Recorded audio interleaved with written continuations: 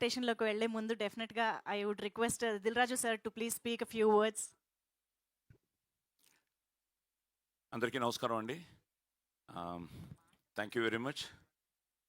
పేరు పేరున అందరికీ అభినందనలు, కృతజ్ఞతలు తెలియజేస్తూ, సో థ్యాంక్ యూ మీట్ అనగానే నేను రాత్రి రావడం, దిల్ రాజు భయ్య మన ఫంక్షన్లు ఇంతకుముందు చేసిన ఫంక్షన్లు మిస్ అయ్యారు. ఆయన వస్తే ఎందుకంటే ఉండండి సార్, ఇండస్ట్రీ బాగుండాలని కోరుకునే మనిషి, ప్రతి ఒక్కరి అందరి గురించి ఆలోచిస్తూ ఉంటారు. మంచి సినిమా చేస్తే కంగ్రాచులేట్ చేస్తూ ఉంటారు. నాతో పోలీస్ స్టోరీనిచ్చి ఆయనతో నా ట్రావెల్ ఉంది. సో అలాంటిది ఈరోజు ఈ థ్యాంక్స్ మీటింగ్ ఆయన రావడం, ఆయన చేతుల మీదుగా, ఎందుకంటే షీల్డ్స్ తీసుకోవడం అన్నది ఆ రోజులో మా నాన్నగారి దగ్గర నుంచి చూసేవాడిని. 100 days ఆడితే నాకు షీల్డ్ వస్తుందా రాదా అని నాన్నగారు. ఆ తర్వాత పోలీస్ స్టోరీ ఫంక్షన్కి ఎంత ఆనందపడ్డారంటే, బాబు నువ్వు హీరోగా షీల్డ్ తీసుకున్నావురా అని. ఆ రోజు దాసనారాయణరావు గారు వీళ్ళందరూ పెద్దవాళ్ళందరూ వచ్చి ఆశీర్వదించి నాకు పోలీస్ స్టోరీకి ఇవ్వడం జరిగింది. ఈరోజు మన యూనిట్ అందరికీ మొమెంటోస్ ఇవ్వడానికి దిల్ రాజు గారు రావడం నిజంగా, ఇప్పుడు ఆయన చెప్పినట్టు నిజంగానే ఇంతకుముందు ఫోన్ చేయలేదు, కానీ ఈరోజు ఫోన్ చేశాను. ఫోన్ చేయగానే ఉంటారో లేదో, ఎంత బిజీయో నాకు తెలుసు. బాంబే వెళ్తున్నాను అన్నారు. టెన్షన్ స్టార్ట్ అయింది. ఎప్పుడు సార్ అన్నాను. సాయంత్రం అన్నారు. లక్కీగా మన వాళ్ళు 3 గంటలకే అన్నారు. సార్ 3 గంటలకే సార్, మీరు వచ్చి షీల్డ్స్ ఇచ్చి ఒక బాబుని ఆశీర్వదించి టీంని అభినందించి మీరు బాంబే వెళ్ళండి సార్ అడగగానే వచ్చినందుకు ఫస్ట్ మనం అందరం కలిసి దిల్ రాజు గారికి పెద్ద థ్యాంక్స్ చెప్తూ ఆయనకి సార్. అందరికి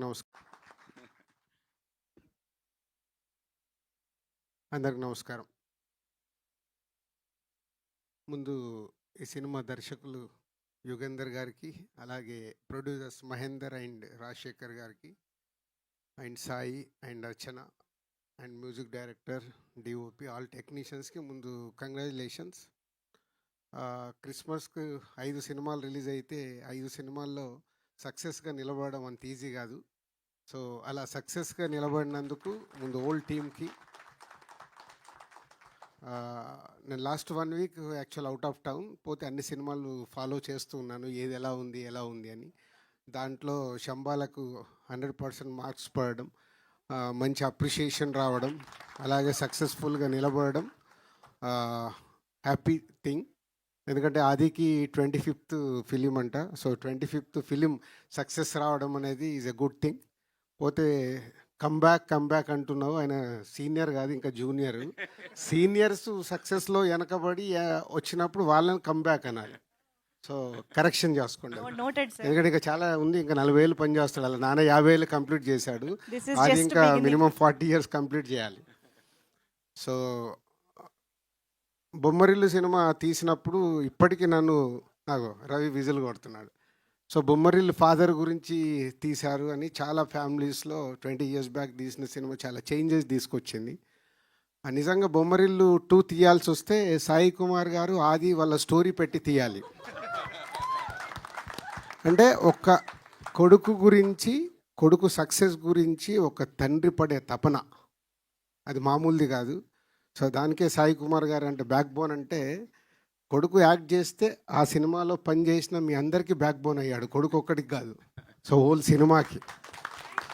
సో తనకున్న relations, is a nice man, అందరితో బాగుంటాడు. సాధారణంగా ఇండస్ట్రీలో అందరితో బాగుండడం కుదరదు, బట్ సాయి కుమార్ గారికి ఒక్కడికి చెల్లింది, అందరితో బాగుంటారు, అందరికి ఈజీగా యాక్సెస్ ఉంటుంది. సో అలాగే నాకు మార్నింగ్ చూస్తే బ్రేక్ఫాస్ట్ చేస్తున్న టింగ్ అని మెసేజ్ వచ్చింది. సో అన్ని నేను ప్రోమో, ఇది లాంగ్ బ్యాక్, దీని ప్రోమో ఫస్ట్ రిలీజ్ అయినప్పుడు సాయి కుమార్ గారు పంపించినప్పుడు చూసినప్పుడే చెప్పా all the best, is looking good అని. సో అలాగే సినిమా కూడా బాగా అయ్యి సక్సెస్ అయినందుకు మీ అందరికీ థ్యాంక్ యూ.